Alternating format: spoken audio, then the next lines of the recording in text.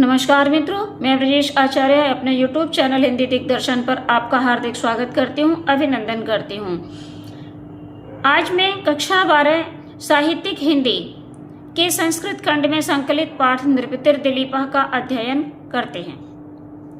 वैवस्वतो मनुर्नाम माननीयो मनीषिणाम आसीन महीक्षिताम माद्या प्रणवश्छंद सामीप। तो वैवस्वत मनु नाम के जो राजा हुए थे, पृथ्वी पर प्रथम राजा हुए थे, वो मनीषिणाम मन विद्वानों में सम्माननीय थे। आसीन महीक्षिताम आद्या प्रणव छंद सामीप। जिस प्रकार से छंदों में ओमकार छंद प्रथम होता है, उसी प्रकार वो पृथ्वी के प्रथम राजा हुए। तदन्वये शुद्धिमति प्रसूता शुद्धिमत्तरा दिलीप इति राजेंद्रिंदु क्षीर निधाविव। उनके शुद्ध बुद्धि वाले वंश में और भी अधिक शुद्ध बुद्धि से युक्त राजा दिलीप राजाओं में चंद्रमा के समान उत्पन्न हुए। जिस प्रकार से क्षीर सागर में चंद्रमा का जन्म होता है, उसी प्रकार से वो सभी राजाओं के शिरोमणि थे।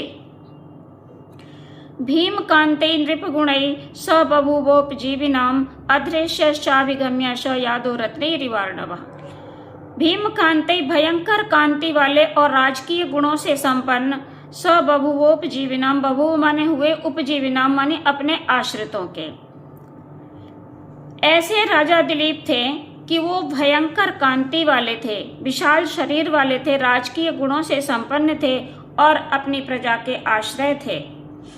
अदृश्यश्चाभिगम्य स यादो रत्ने रिवार्णवा। जिस प्रकार से समुद्र रत्नों के कारण अवगाहन करने योग्य होता है और जल जंतुओं के कारण प्रवेश करने योग्य नहीं होता है, उसी प्रकार से राजा दिलीप जो थे, अपनी भयंकर कांति के कारण उन पर अतिक्रमण नहीं किया जा सकता था और राजकीय गुणों से संपन्न थे। इसलिए प्रजा अपने दुख सुख की सभी बात राजा दिलीप से कह सकती थी। रेखा मात्रमपि क्षुण्णात् आ मनोर्वर्त्मनः परम न व्यतीयो प्रजास्तस्य नियंतुर नेमि वृत्तयः। तो जो मनु के द्वारा, राजा मनु के द्वारा जो पृथ्वी पर प्रथम राजा हुए थे, उनके द्वारा चलाई गई जो परंपरा थी, तो राजा दिलीप की जो प्रजा थी वो मनु के द्वारा चलाई गई परंपरा से रेखा मात्र भी विचलित नहीं हुई थी।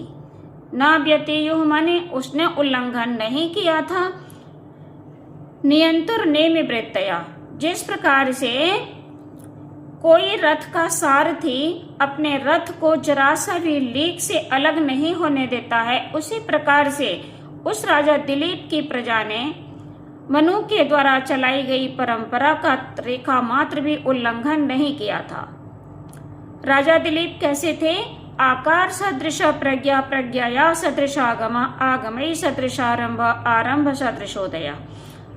अपने आकार के समान बुद्धि वाले थे और बुद्धि के समान वेद शास्त्रों का अध्ययन करते थे, प्रखर बुद्धि वाले थे शास्त्रों में।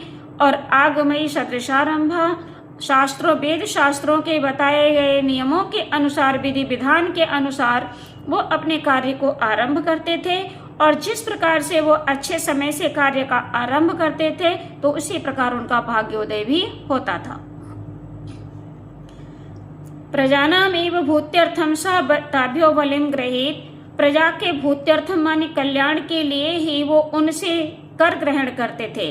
और सहस्रगुण मूत्र श्रम आदत्ते ही रसम रवि। जिस प्रकार से सूर्य अपनी प्रचंड किरणों से पृथ्वी का जल सोख लेता है और वर्षा ऋतु आने पर उसे 1000 गुना करके, सहस्र गुण मान 1000 गुना करके पुनः पृथ्वी पर ही वर्षा देता है, उसी प्रकार से राजा दिलीप अपनी प्रजा से कर लेते थे और आवश्यकता पड़ने पर अपनी प्रजा के ही हित में लगा देते, उसी के कल्याण में लगा देते थे। सेना परिच्छदस्तस्य द्वयमेवार्थ साधनम शास्त्रे स्वकुंठिता बुद्धि मोर्बीज धनुष चातता। सेना तो केवल एक उनका बहाना थे और अर्थ साधन के तो उनके दो ही तरीके थे, शास्त्रों में प्रखर बुद्धि और धनुष पर चढ़ी प्रत्यंचा। अगर कोई अच्छी बात को समझता है तो ठीक है, और यदि नहीं समझता है तो फिर वो दंड के द्वारा समझाते थे, उन्हें अपने धनुष पर प्रत्यंचा चढ़ानी पड़ती थी। बस ये दो ही उनके अर्थ साधन के तरीके थे। तस्य समृत मंत्रस्य गूढ़ाकारेंगितस्य च फलानुमेया प्रारंभा संस्कारा प्राक्तना एव। तस्य समृत मंत्रस्य, राजा दिलीप गुप्त मंत्रणा वाले थे, गुप्त इशारे वाले थे, संकेत वाले थे। फलानुमेया प्रारंभा, जब ये दोनों काम ठीक से करते थे, अपना भेद किसी को नहीं देते थे, अपनी गुप्त मंत्रणा केवल मंत्री और राजाओं के बीच रखते थे और उनके संकेत भी गुप्त हुआ करते थे, तो इस प्रकार से जब कार्य को प्रारंभ करते थे तो उन्हें पहले ही अनुमान हो जाता था कि फल कैसा होगा। संस्कारा प्राक्तना एवं, जब हमारे जीवन में कुछ अच्छा होता है तो हम कहते हैं कि पूर्व जन्म के संस्कार हमारे अच्छे होंगे, इसलिए हमारे जीवन में कुछ अच्छा हुआ है। तो यही स्थिति राजा दिलीप की भी थी। जुगोपमात्मानम् अत्रस्तो भेजे धर्म मनातुरा अग्रिघ्नो राधते सोर्थम असक्तः सुख मनोभूत। जुगोपमा ने रक्षा करते थे, आत्मानम माने अपने, अत्रस्तो माने बिना डरे हुए, वे निर्भय होकर अपनी रक्षा करते थे। और भेजे धर्म मनातुरा, बड़ी व्याकुलता से धर्म की रक्षा करते थे। अग्रिघ्नो राधते सोर्थम, और प्रजा से जो कर लेते थे वो लोभ रहित होकर लेते थे। असक्ता सुख मनोभूत, सुख का अनुभव अनासक्त भाव से करते थे। ज्ञाने मौनम क्षमा शक्तौ त्यागे श्लाघा विपर्ययः गुणा गुणा निबंधित्वात् तस्य सप्रसवा एव। ज्ञानी होते हुए भी मौन रहना, शक्तिशाली होते हुए भी क्षमा करना, त्यागी होते हुए ज्ञानी होते हुए भी मौन रहना, शक्तिशाली होते हुए भी क्षमा करना, त्यागी होते हुए भी प्रशंसा से रहित रहना। गुणा गुणा निबंधित्वात् तस्य सप्रसवा एव। तो इनके जो ये गुण थे वो गुण और राजा दिलीप दोनों सहोदर से प्रतीत होते थे, अर्थात दोनों जुड़वा जैसे प्रतीत होते थे। अनाकृष्टस्य विषयैर् विद्यानां पारदृश्यन् अनाकृष्टस्य विषयैर् विद्यानां पारदृश्यना तस्य धर्मरतेरासीत् वृद्धत्वं जरसाविना। राजा दिलीप सांसारिक विषयों में अनासक्त भाव से रहते थे।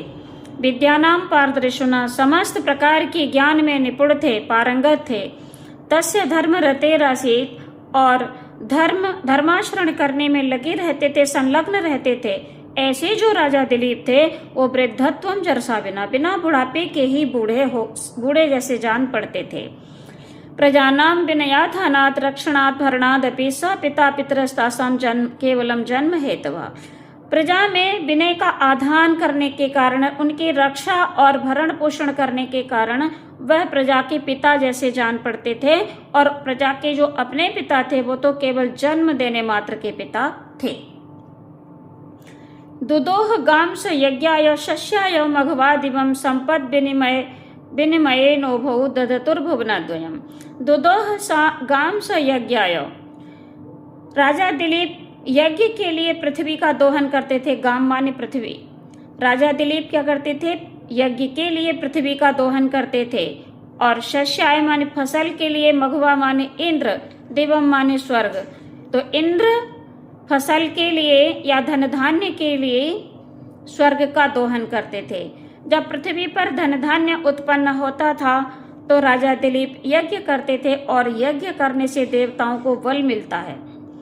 तो इसलिए ये दोनों उभौ माने ये दोनों राजा दिलीप और इंद्र संपत्ति के आदान प्रदान के लिए दधतुर्भुवनद्वयम्, दोनों भुवनों का दोहन करते थे। राजा दिलीप पृथ्वी का दोहन करते थे और इंद्र स्वर्ग का दोहन करते थे, वर्षा करते थे। तब पृथ्वी पर जल अन्न उत्पन्न होता था, और तब कहीं जाकर के राजा दिलीप यज्ञ करते थे और देवताओं को बल मिलता था। यदि कोई व्यक्ति हमारा शत्रु है और वह शिष्ट आचरण वाला है तो उससे कभी संबंध नहीं बिगाड़ने चाहिए। तस्यार्थस्य यथौषधम, औषधि कड़वी होती है परंतु रोगी के लिए सुखदायी होती है। त्याज्यो दुष्टः प्रियो प्यासीत अंगुली वो गक्षता। और यदि हमारा कोई अपना निजी है, बहुत प्रिय है और वो दुष्ट है तो उसे त्याग देना चाहिए। जिस प्रकार से उरग कहते हैं सर्प, और अंगुली, जिस प्रकार से सर्प के द्वारा डसी गई गक्षता माने डसी हुई उंगली को हमें त्याग देना चाहिए। अगर नहीं त्यागेंगे तो एक उंगली के कारण पूरे शरीर का विनाश हो सकता है। इसी प्रकार से हमें ऐसे प्रिय दुष्ट को भी त्याग देना चाहिए। स बेला प्रबलयाम परखीकृत सागरम अनन्य शासनाम उर्वीम शशाकई पुरीमिव शशाशैक पुरीमिव। स बेला प्रबलयाम समुद्र रूपी परकोटे वाली, ऐसी जो पृथ्वी है समुद्र तट रूपी परकोटे वाली, और परखीकृत सागरम सागर रूपी खाई वाली, अनन्य शासनाम उर्वीम किसी दूसरे के शासन से रहित पृथ्वी पर, शशाकैक पुरीमिव एक शासक की नगरी की तरह, जैसे ये अकेले ही राजा थे, अर्थात संपूर्ण पृथ्वी का अकेले ही शासन करते थे। ये पाठ यहीं समाप्त होता है। मिलते हैं अगले वीडियो में। तब तक के लिए जय हिंद, जय भारत।